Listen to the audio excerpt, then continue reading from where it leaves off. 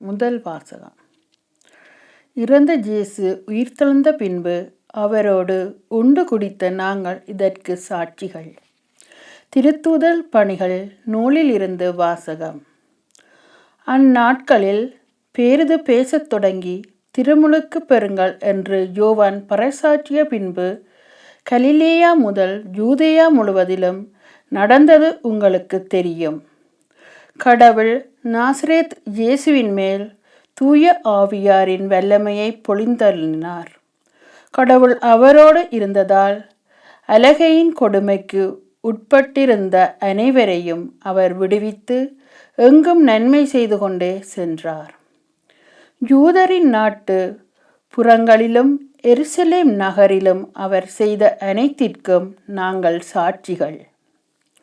மக்கள் அவரை சிலுவையில் தொங்க வைத்து கொன்றார்கள்.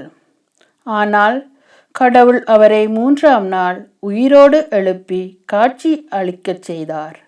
ஆயினும் அனைத்து மக்களுமல்ல, சாட்சிகளாக கடவுள் முன் தேர்ந்து கொண்டவர்களுக்கு மட்டுமே அவர் காட்சி அளித்தார். இறந்த அவர் உயிர்த்தெழுந்த பின்பு அவரோடு உண்டு குடித்த நாங்களே இதற்கு சாட்சிகள்.